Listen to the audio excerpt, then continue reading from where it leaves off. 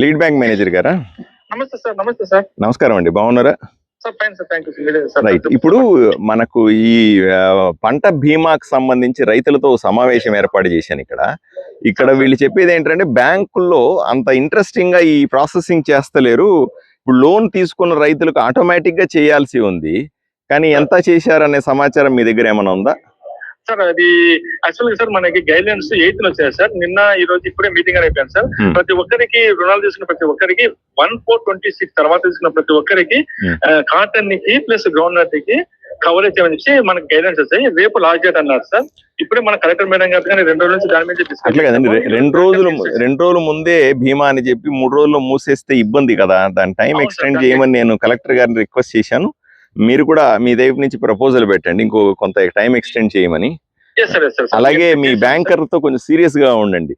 నేను లోన్ తీసుకున్న ప్రతి ఒక్కరూ ఈ బీమా చేస్తే వీళ్ళు కనీసం కాపాడుకున్న వాళ్ళు అవుతారు, లేకపోతే పూర్తిగా నాశనం అయిపోతారు రైతులు మన ప్రాంతంలో.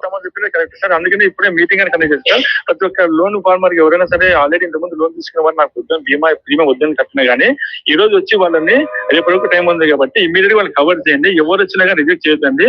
ప్రతి ఒక్కరికి బీమా సౌకర్యం కల్పించాలని చెప్పాము ఆల్రెడీ.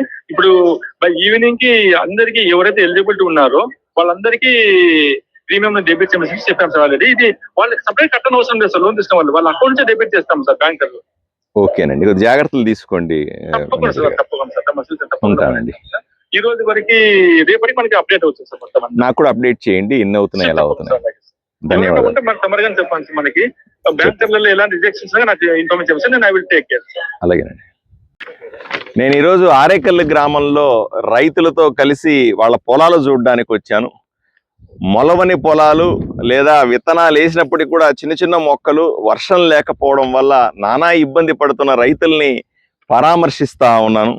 ఇదే సందర్భంలో పంటలకు సంబంధించిన బీమా పథకం అందరూ చేశారా లేదా అని కనుక్కోవడం కూడా నా ఉద్దేశం.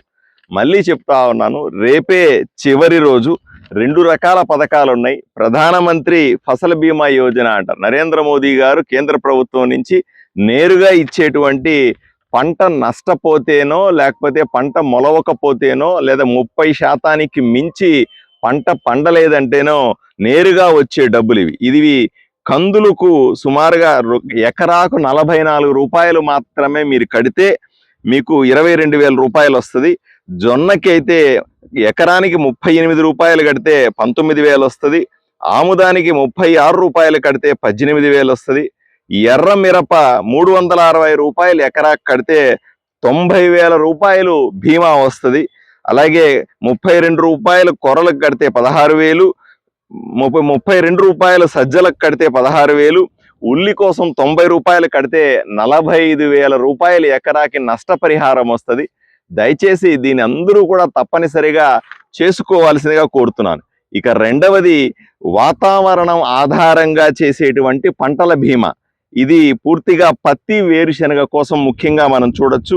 2,000 రూపాయల ఎకరాకు పత్తికి కడితే మీరు 40,000 రూపాయల బీమా వస్తుంది. అలాగే వేరుశనగకు 560 రూపాయలు కడితే 28,000 రూపాయల బీమా వస్తుంది. దీని తప్పనిసరి, ఎందుకంటే వర్షాలు పడవు అనే ఒక పక్క భయపెడతా ఉన్నారు, తక్కువగా వస్తాయని భయపెడతా ఉన్నారు. వీటన్నిటిని దృష్టిలో పెట్టుకొని మనము తప్పనిసరిగా ఈ బీమా చేయించుకోవాల్సిందిగా రైతులకందరికీ విజ్ఞప్తి చేస్తా ఉన్నాను. ఆదోనిలో ఇప్పటికే పత్తి 56,000 ఎకరాల్లో వేశారు, వేరుశెనగ 1000 ఎకరాల్లో వేశారు. ఇట్లాగా రకరకాలుగా వేసి ఉన్నారు. వీళ్ళందరూ కూడా తప్పనిసరిగా చేయించుకోవాలి. ఇప్పుడు లోన్ వస్తే బ్యాంకు నుంచి లోన్ తీసుకుంటే బ్యాంకుల వాళ్ళే సాధారణంగా ఈ ఫసల్ బీమా యోజన కింద డబ్బులు కట్టేసుకుంటారు. లేదా బయట నుంచి, బ్యాంకు నుంచి కాకుండా బయట లోన్లు తెచ్చుకుంటే వాళ్ళు తప్పనిసరిగా ఇది చెల్లించాల్సి వస్తుంది ఆన్లైన్లో. ఇప్పటికీ ఇంతమంది రైతులు మా ఇక్కడ వ్యవసాయం చేస్తున్నప్పటికీ కేవలం 99 మంది రైతులు మాత్రమే ఈ బీమా చేయించుకున్నట్టుగా తెలుస్తా ఉంది. ఇది మంచిది కాదు అని మీకు స్పష్టంగా చెప్తా ఉన్నాను. దయచేసి ఈరోజు రేపు 2 రోజులు మాత్రమే సమయం ఉంది. నేను కలెక్టర్ గారిని కూడా విన్నవిస్తాను, ఈ టయాన్ని పెంచమని కూడా అడుగుతాను. ఏది ఏమైనప్పటికీ కూడా ఈరోజు రేపుట్లోనే టైం ఉందని మీరు అనుకొని ఈ పంట బీమా చేయించుకోవాల్సిందిగా రైతాంగానికి విజ్ఞప్తి చేస్తా ఉన్నాను.